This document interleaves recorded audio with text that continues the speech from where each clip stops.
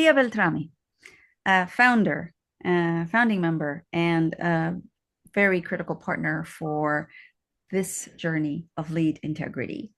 You are an inspiration to so many, and at the same time, you never put yourself forward. That is a very unique style of leadership that women tend to prefer. But your work, your exhibitions in the Vatican speak louder than so many other issues that people present, so many publications, so many words. You are deeply visual. You understand and see what I sometimes feel is the spirit. You go straight to the spirit of a human being. You have dealt with so much in your life. Can you please give us a synopsis of your life story, the highlights of the moments in your life which you feel shaped you to be the woman of faith leader that you are? Just a few highlights. You don't have to say the story.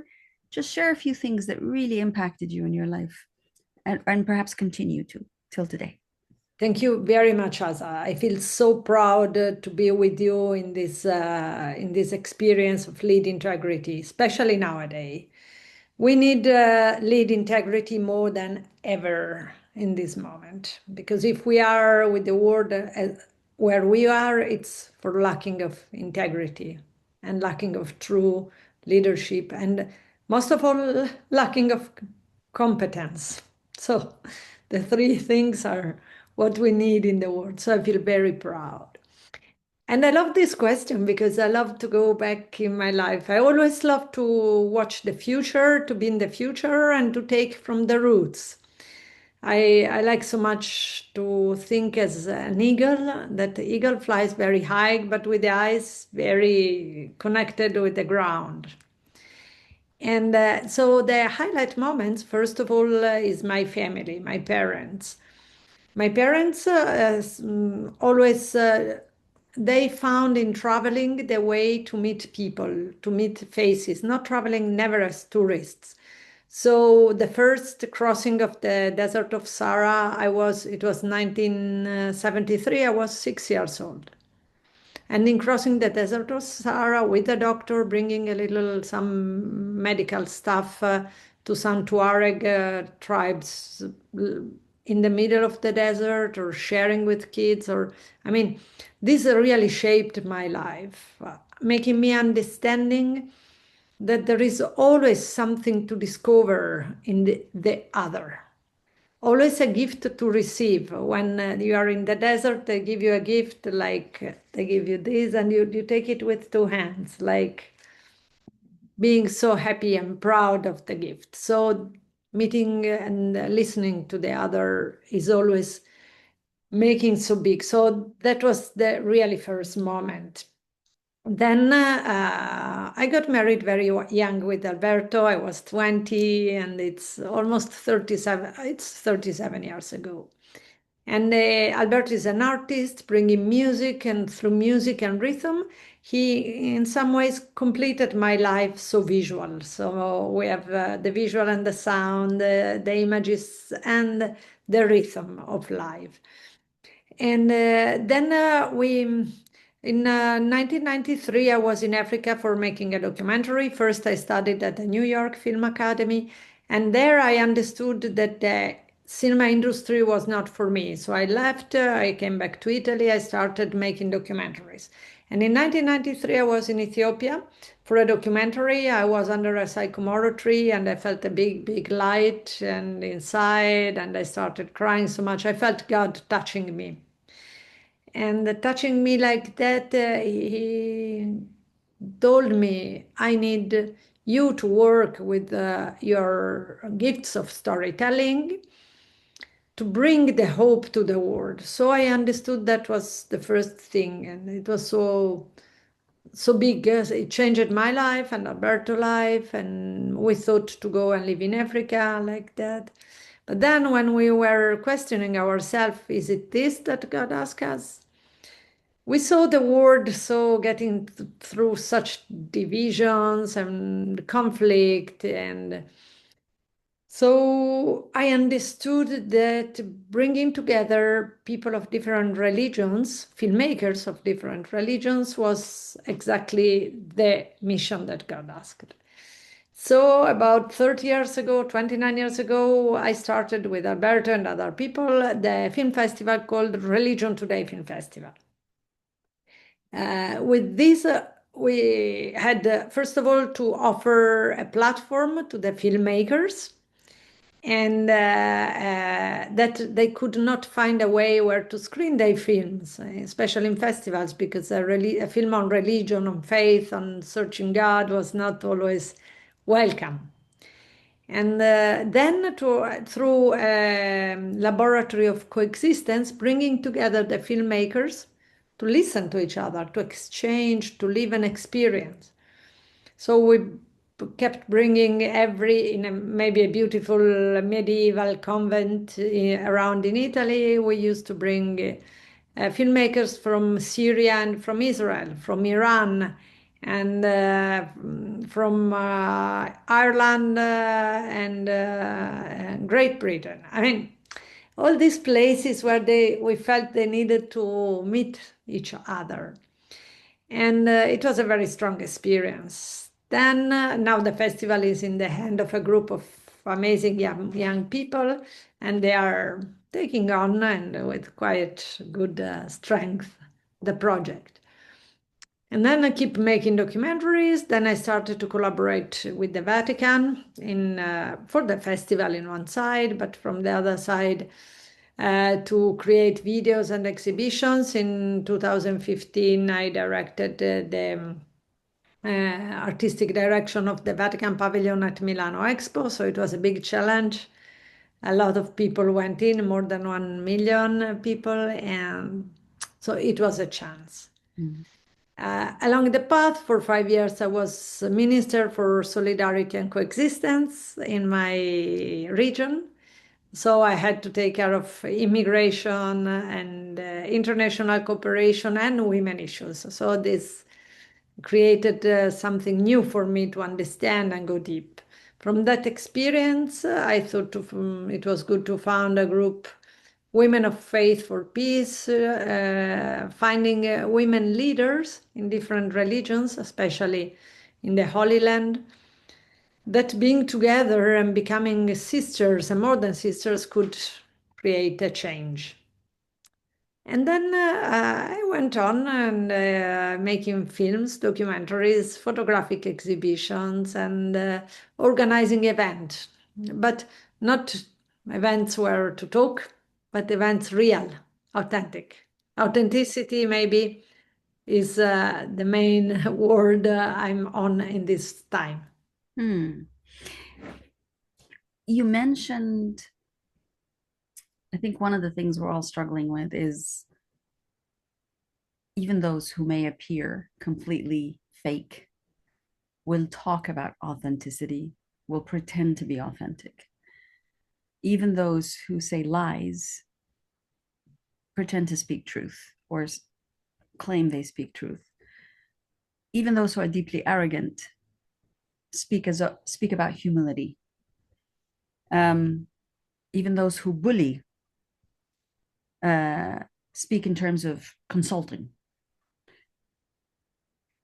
We live in a world of remarkable, um, I guess, hypocrisy, frankly. And you've had an opportunity to work with so many different kinds of people, Lia. Those who work in the broad space of art and culture, but those who are also very much within institutions, in positions of political leadership, in positions of religious leadership, obviously in positions of cultural leadership. When you speak about authenticity, how do you go through all of this? How do you find it? How do you identify it? What helps you identify the authentic in a world of so much hypocrisy? I think that usually, uh, as much as bigger is the ego, as less authenticity you find. Mhm. Mm. So in the years, I had to pay with myself so many wrong. I mean, maybe starting to work with people or starting to, but then now I still have. I think I learned a lot about this, and what I can say is every day we have a big ego, every one of us, from the morning in the evening. It's so big, so if we work to ourselves in the evening to clean out and to wash it away and to start be back, we can be with our feet really on the ground.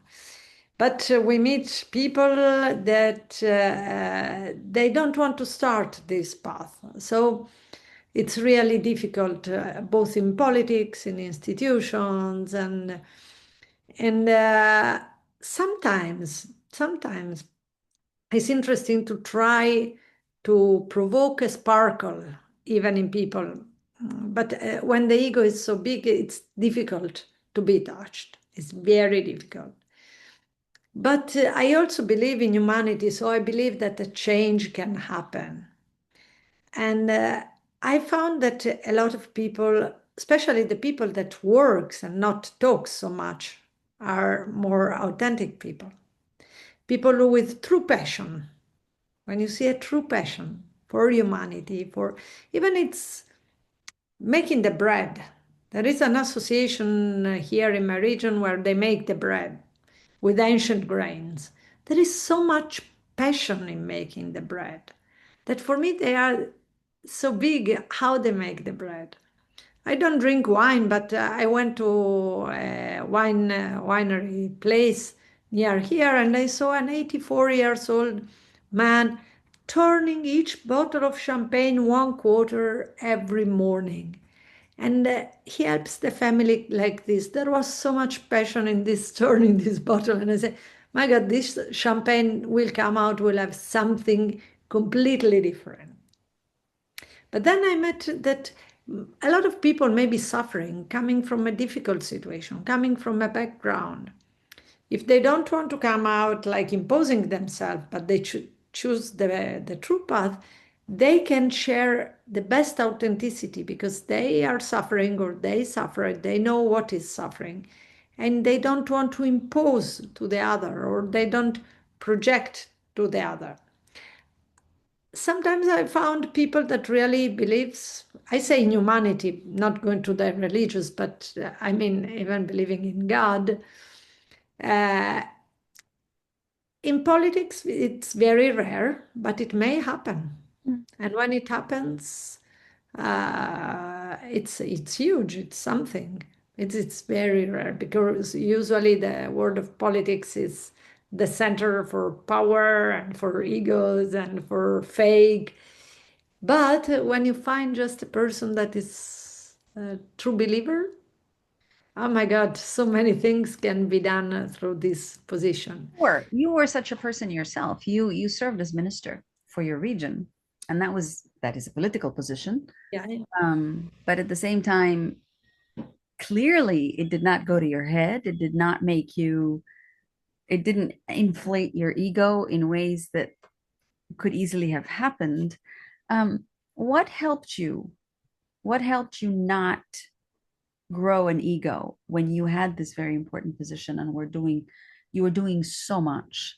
And there was a lot of visibility. There was gratitude, but there was also deep criticism. What helped you navigate the time when you had political authority, but Yeah, I should say three things, mainly three things.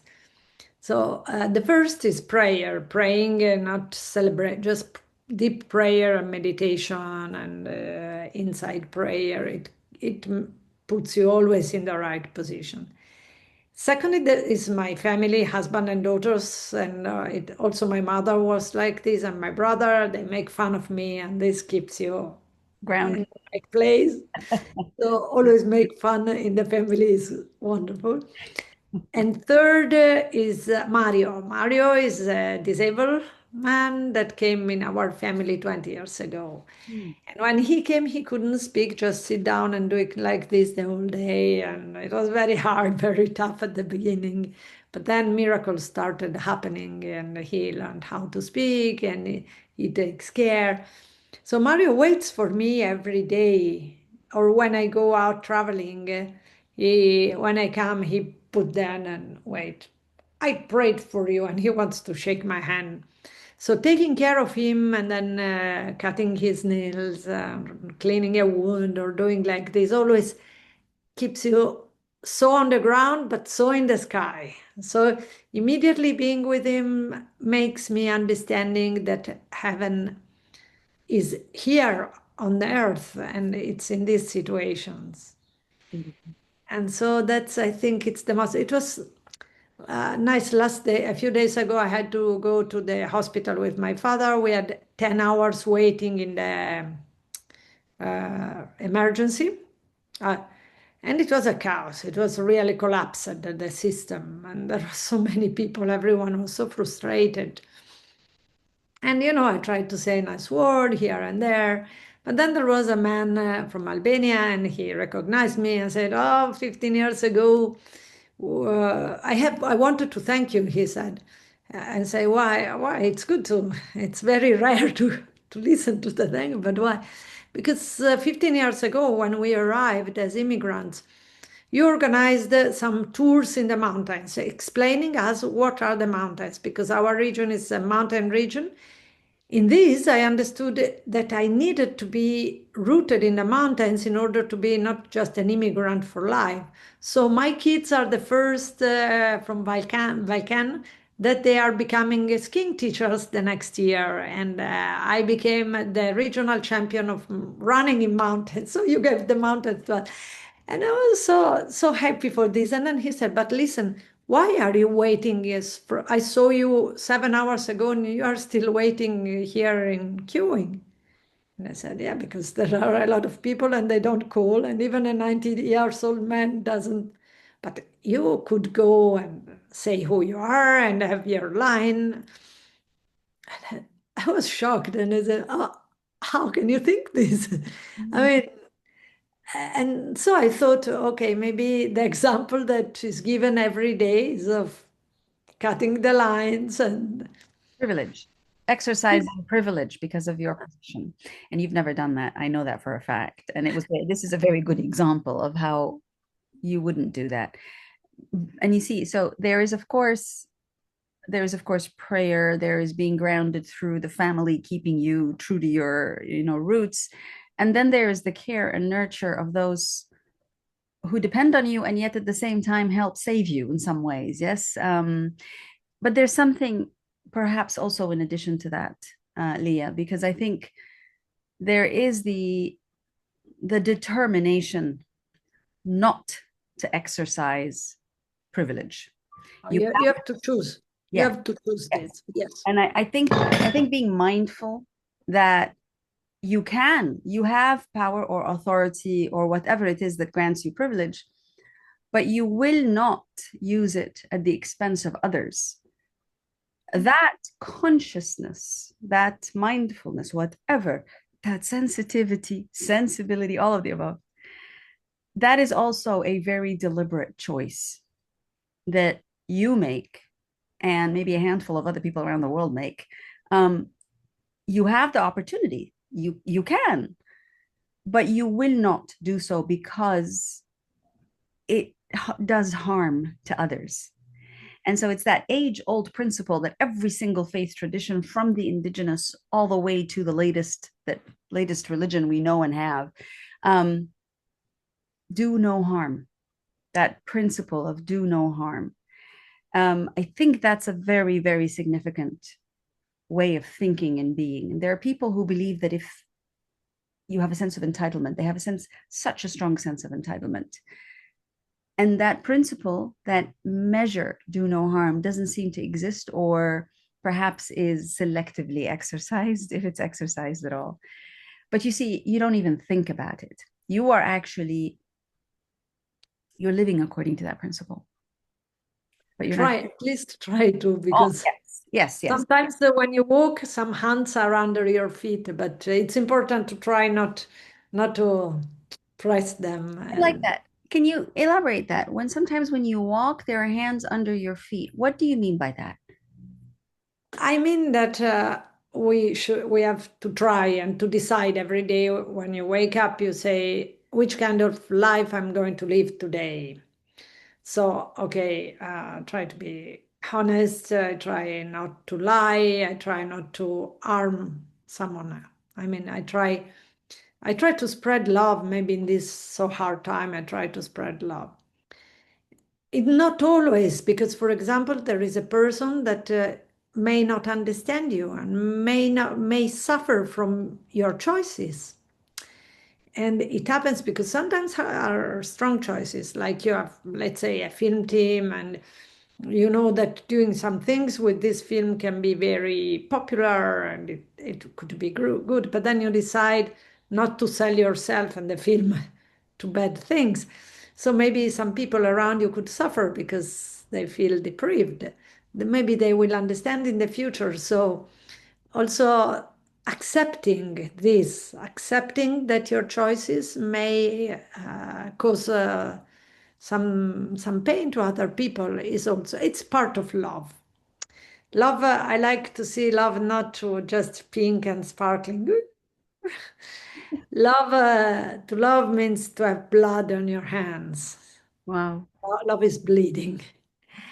And if you accept to live a life of love, to receive love from God and to spread the love, you need to accept to suffer a lot and to cause pain even to other people. But always because of love and always spreading love. At the end, these wounds will be healed, and at the end, love wins. So that's how. That's profound. That's incredibly profound. Thank you. Thank you, Leah.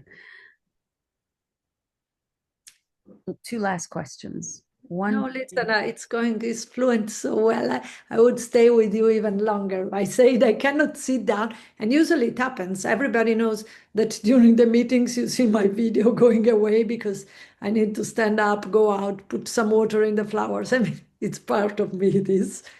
yes, I'm But like, with you, it happens. I can stay and share, and also I can overcome the. I work in video, so for me, video is always angles, lights, and so on. So the video calls are very tough for me because I have to force myself not to be in my direction position, so where I'm looking what's happening, how the rhythm and so on, and just let it flow. So when I see people, I don't have these problems. On video, I have these problems, but you are making me overcoming that. So make all the questions you want, and I can stay with you forever, dear Raza. thank you so much, Leah. Thank you. That means a great deal. Um, it's interesting because you are subject and object.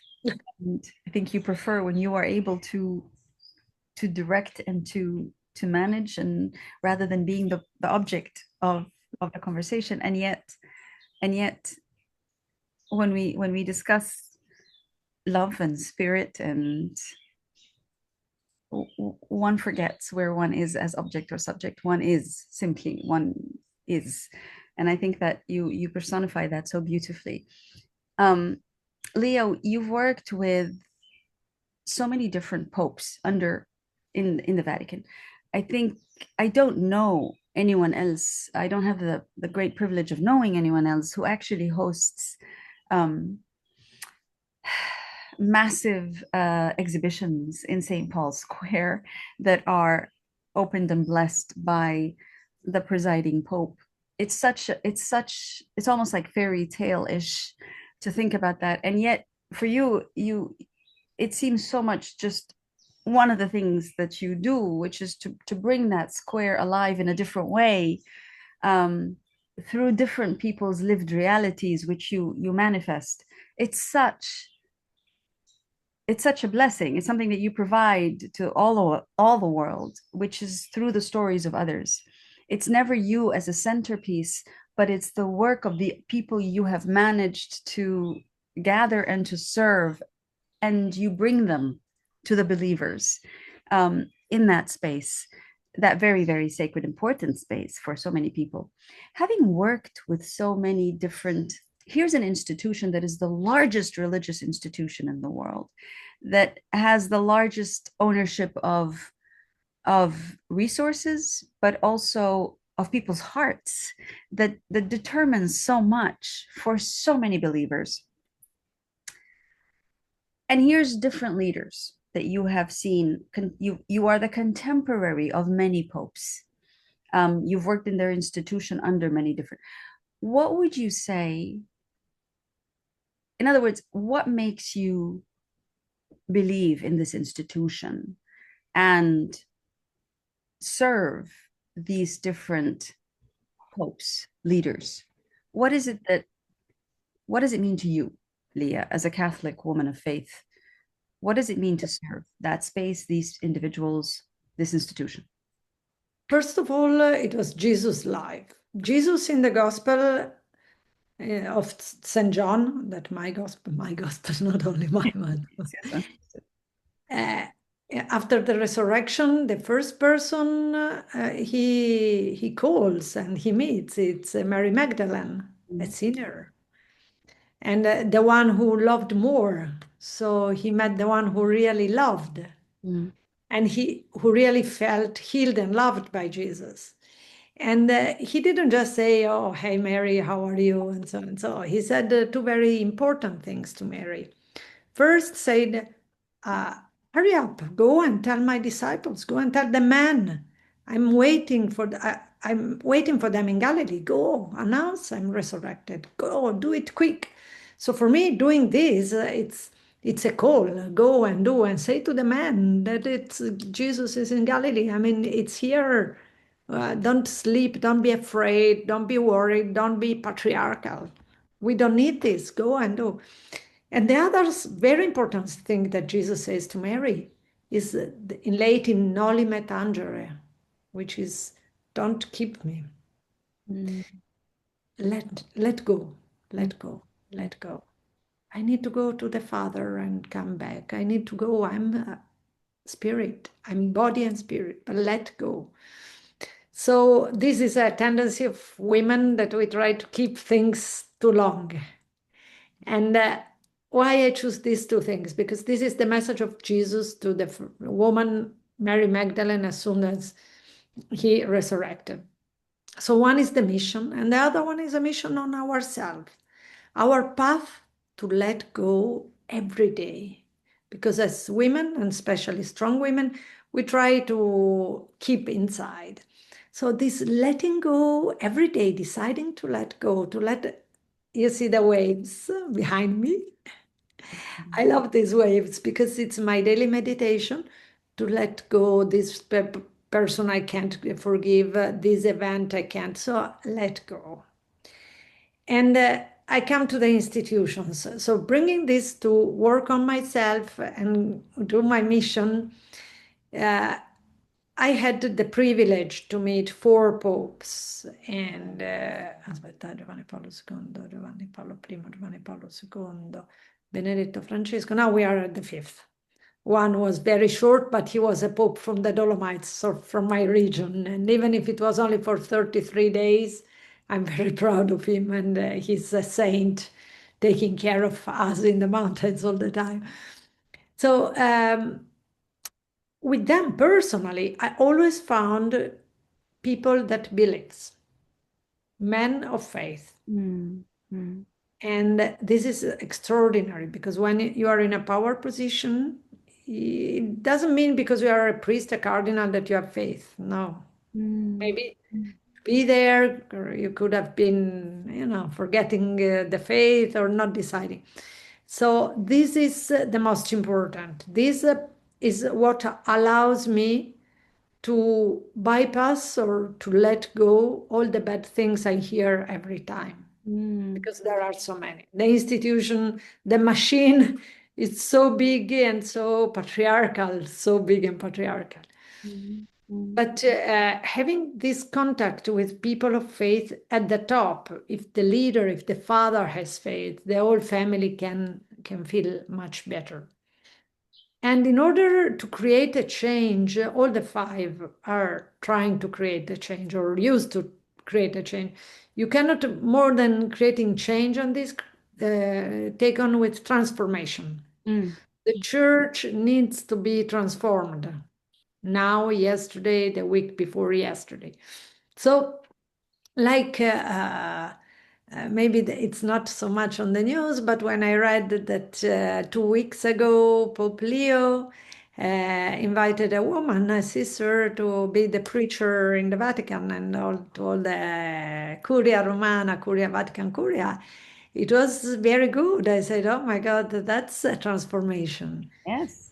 When Pope Francis, okay, Pope Francis, very special all his life, but when Pope Francis said, uh, I want to have some women to decide who are the bishops, and invited Maria Liazzavino and other two women on, to put Sister Raffaella Petrini there. I mean, to pick these people and be in those places. And he did the big change, and his words for women were so incredible.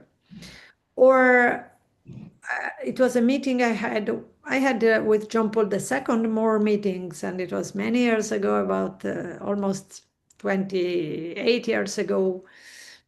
He kept so strong my hands and said, you have to become a builder of bridges. And it was the first time he used it, and he used with a woman, you see? Mm. So it was building a great trust. But this means also that the institution needs to be healed from so much. I mean, St. Paul was not so nice with women, and from that on, building on Roman Empire, I mean, maybe the respect that Jesus had for women was a little bit lost. And we need not to despair, but to be part of this transformation. I love your emphasis on the faithful aspect of anyone, and in this case of the person leading the institution as a person of faith. You mentioned just because they could be in a religious leader by definition, by position, doesn't necessarily translate into faithfulness or being a person of faith. I think that's a very, very important distinction. And it's a hard distinction to make. But I do remember when I met Pope Francis, I do remember looking into his eyes, and I realized you can get lost in that sea of love of God and faithfulness.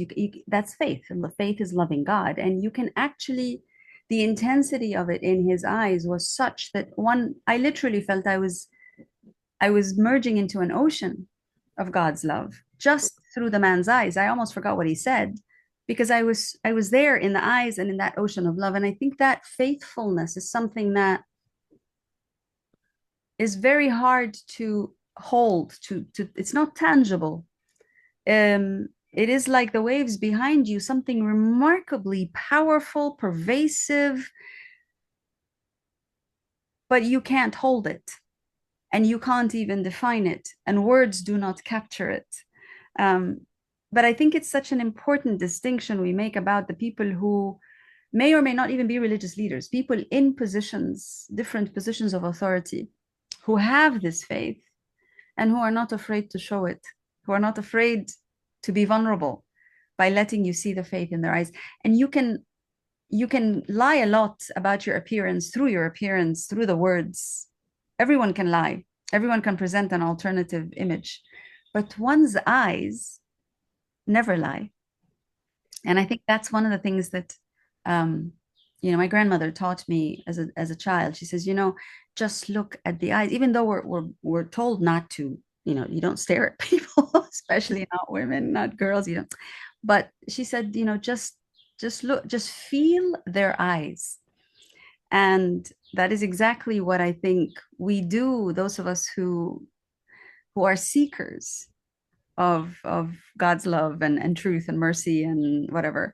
We feel through the eyes. And that's a very, very important point that you brought out beautifully through your encounter with. And the thing is, it may not change institutions overnight, but you need more people who have that love in their hearts, I think, to be able to make the change. Like you mentioned the exhibitions, I want to go back a little bit because I think it's interesting.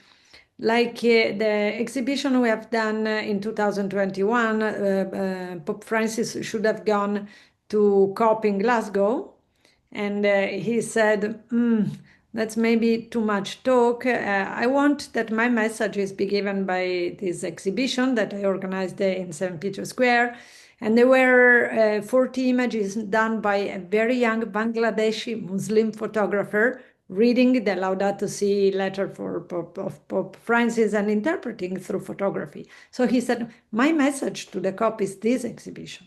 So that was unique to have this courage to take this. And the next, we have put a lot of women in St. Peter's Square, women of all the corners of the world. And we called the exhibition Women's Cry. And for 1 month, it was there with a 12-meter high image of women repairing nets of fishermen. Mm, So I would use this image in a world that is broken. We need the women repairing nets, women of faith, faith in all the senses. Women, because we have unfortunately also women that try to follow the patriarchal structure and then become men. But let's say it's not the major part. So we need these women that repair the nets of the humanity. beautiful, beautiful. On that note, I think with that image in our minds, I think we can. Well, one more question, please, Leah. Things are not so great around us politically. We have so many conflicts between nations, um, and within nations. And we are all afraid of the situation in the Middle East becoming the source of a global war. What would you say to all of us who are afraid? What, how do we cope, do you think, in times like these? There are maybe two things. First one is using ourselves a different language, because we have been given a system saying First World War, Second World War, and so of course Third World War. No. Horrible World War of 1915, 1918. Horrible, more than horrible World War of 39, 45. And no more horrible war. So when we listen, we need to be in a protection mood, that these words don't enter in us. And how to do this? It's very hard in this moment, but we have to. You know, like the plants, there are the cells of the plants. If there is water that goes in one direction, it doesn't go in the other. So when you don't want in a membrane and in the skin also, is created so that if you don't want air to go in, you have to send out something. So if we don't want to have hate and fear coming inside us, we need to be concentrated, fully concentrated in sending out love. And love is limitless. As much as you take out, as much it comes out.